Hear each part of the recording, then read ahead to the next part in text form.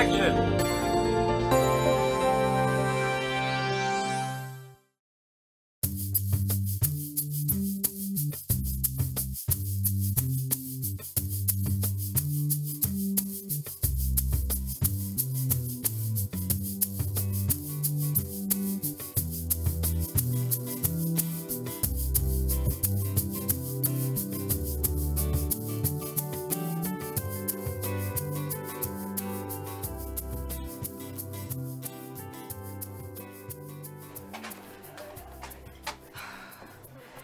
There you are, I'm sorry about the wait. Stacey, take this lot and wash them up. And take that miserable look off your face. You'll be putting my customers off their cake. Yeah. What's up, Stacey, love? Is it that Lewis? I thought he was interested in me, but it just seems a bit one-sided. Well, you went out for dinner Saturday night, didn't you?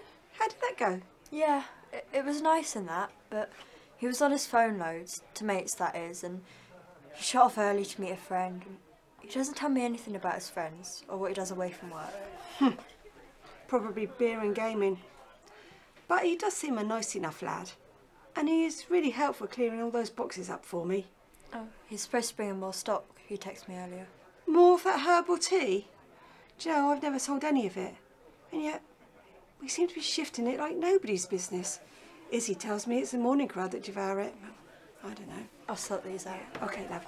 And you can have a bit of time to have a chat to him when he gets in if you want it. Thanks, Vera. You're welcome, honey.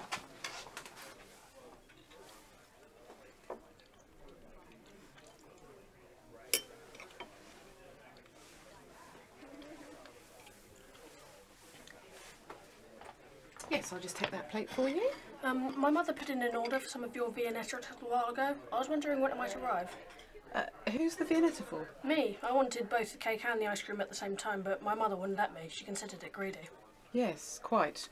Well, I can go and see if it's ready for you, but as you can see, we're quite busy. Yes, but you can check for me, thank you.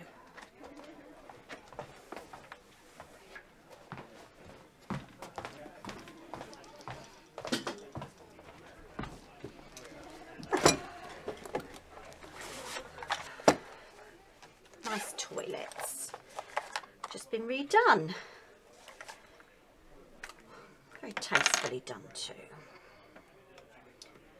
Oh, Jeremy, do get off of that phone. Sorry, more interesting than toilets though, surely. Yes, you're probably right. Still, those things are a menace. You can't walk down the street without having to dodge out of the way of somebody who's transfixed to one of those screens. They're like zombies. It's just modern life, Mother. Yes, I suppose you're right. Yes, it's a generation thing, isn't it? My mother used to tell me off for playing my Beatles records continually. I wanted to upgrade my phone. Could we sort that out soon, please? They're very expensive.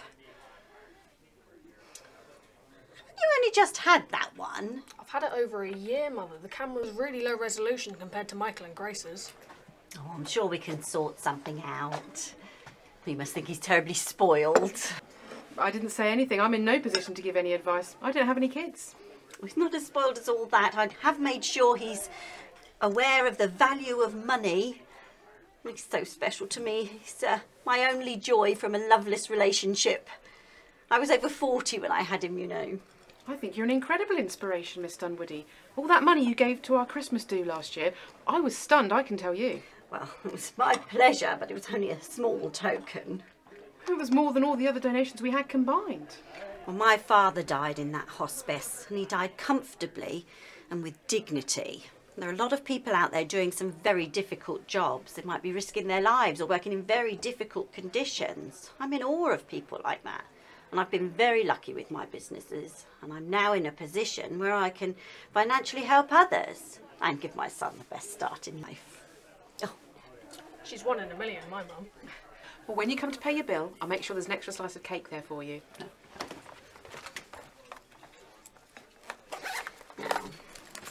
we need to be making a move. We've got to get those shoes for you. Okay. Okay, Mother.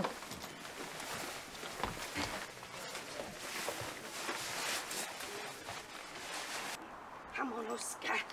Oh, here, Oscar. These are my favourites. Look, but you mustn't eat them because they're not good for you, so you shouldn't swallow them. But they are nice looking, and it's... Here. Here, Oscar.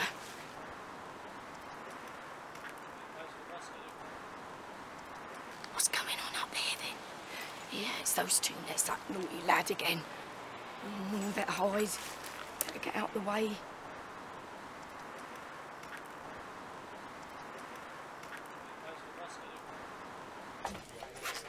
Okay.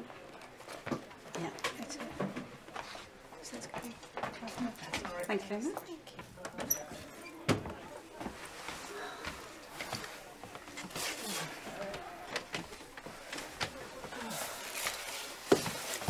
Sorry, miss. Watch where you're going, please.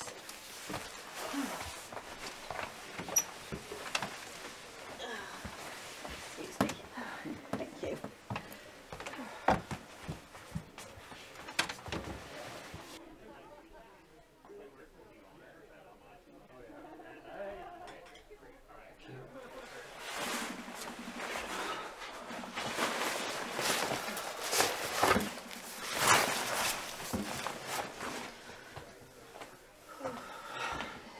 Hello, Noreen, love. How's things?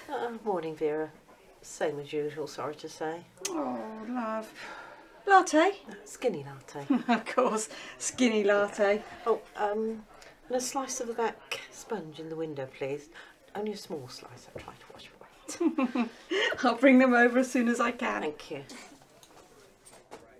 Oh, Jesus. Sorry, I thought it was out the way.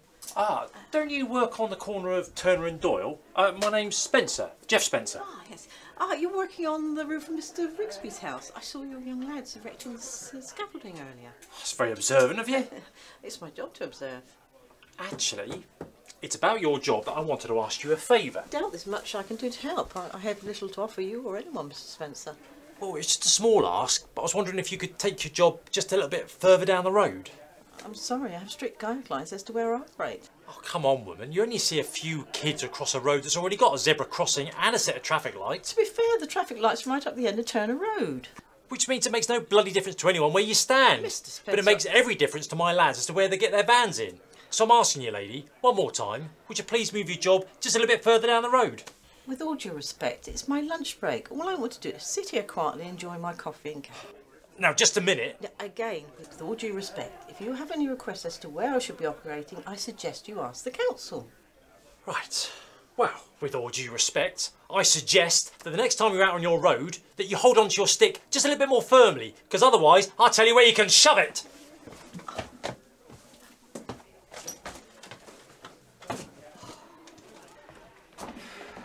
Charming. That was rude. You okay, love? I'm hoping your sponge will lighten my day. No, Vera. Honestly, I'm thoroughly miserable.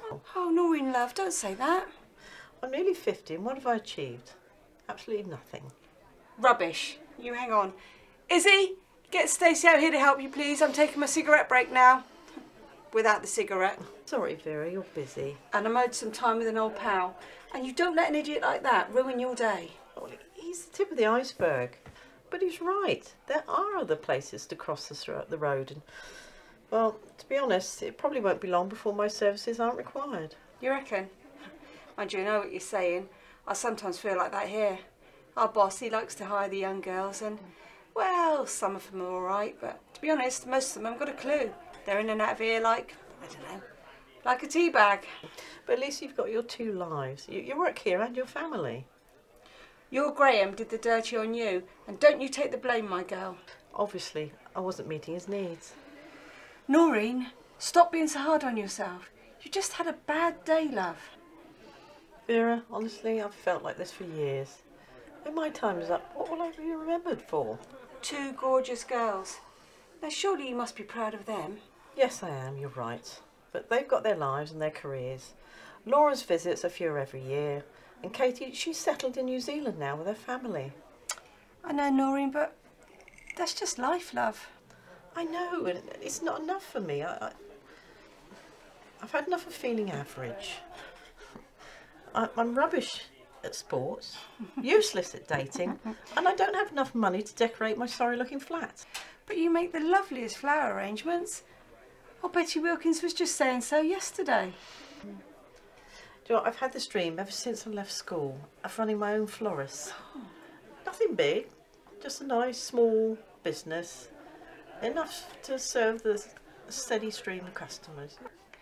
Well, Noreen, love, look into it. You know what they say, it's never too late. Yeah, that ship's sailed. I don't have the funds, and by the time I've raised enough money, I'll be drawing my bus token. I blame my education. I don't have the academic skills that have allowed the girls to achieve what they have. Hey, that's a Vera special, that is. I don't fancy it. I think I'll walk back by the churchyard before I go back to work. Perhaps the Lord will give me the strength to deal with Mr. Spencer and his cronies.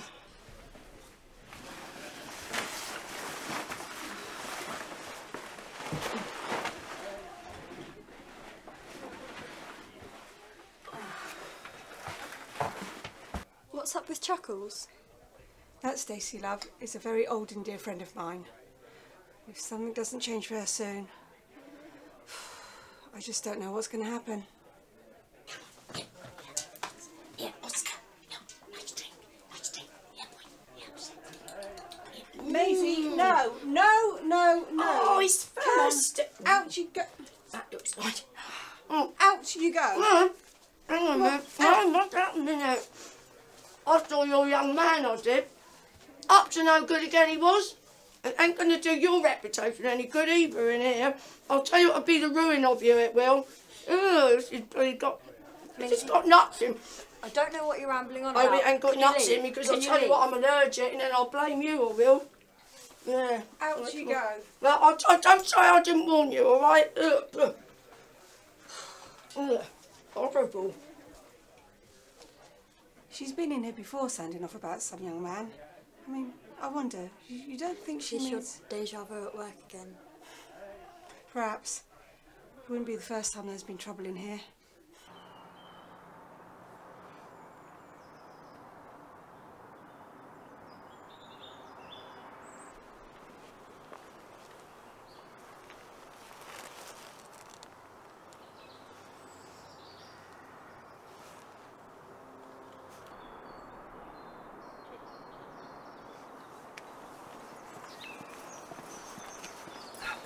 Mrs. Dunwoody, Yes.